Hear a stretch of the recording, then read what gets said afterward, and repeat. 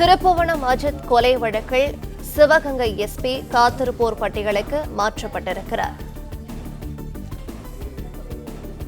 திருப்புவனம் அஜித் கொலை வழக்கில் சிவகங்கை எஸ்பி ஆசிஷ் ராவத் காத்திருப்போர் பட்டியலுக்கு மாற்றப்பட்டிருக்கிறார்.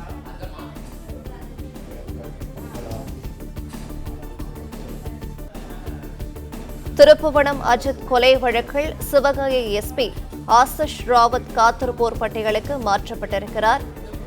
விவரங்களை செய்தியாளர் சரவணன் வழங்கிட கேட்கலாம். சரவணன் வணக்கம். சிவகங்கை எஸ்பி காத்திருப்போர் பட்டியலுக்கு மாற்றப்பட்டிருக்கிறார். இது தொடர்பான விவரங்களை சொல்லலாம்.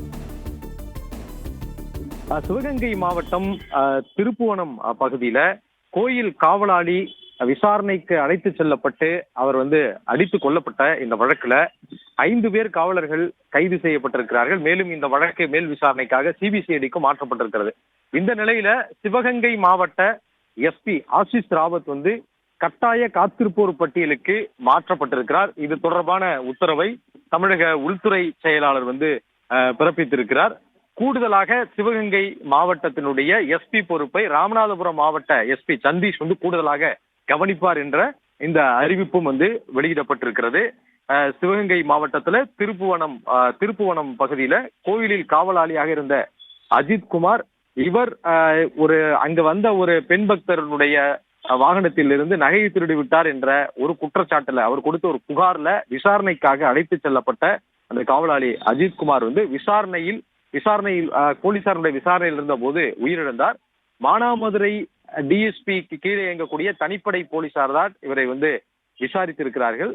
இந்த விசாரணையின் பொழுது அவர் உடல்நலம் பாதிக்கப்பட்டு அவர் உயிரிழந்திருக்கிறார். அதற்கு பிறகு அவருடைய பிணக்கூறாய்வுல 18 இடங்களில் உடலில் அவருக்கு காயம் ஏற்பட்டிருக்கிறது என்ற தகவல் வெளியாகி இருந்தது.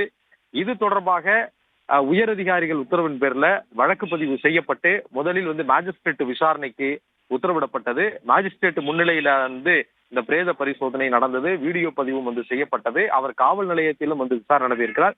இந்த விசாரணை நடத்திய இந்த தனிப்படையினர் 6 பேரிடமும் விசாரணை நடத்தப்பட்டது. இதற்கிடையில அந்த 6 காவலர்களும் சஸ்பெண்ட் செய்யப்பட்டார்கள் முதற்கட்டமாக. அதற்கு பிறகு இந்த 6 பேரில் 5 பேர் கைது செய்யப்பட்டிருக்கிறார்கள்.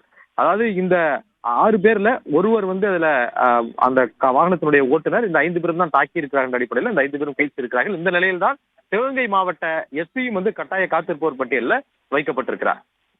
பிளே ஸ்டோர் மற்றும் ஆப் ஸ்டோரில் இருந்து பாலிமர் செயலியை QR கோடு மூலம் பதிவிறக்கம் செய்யுங்கள்.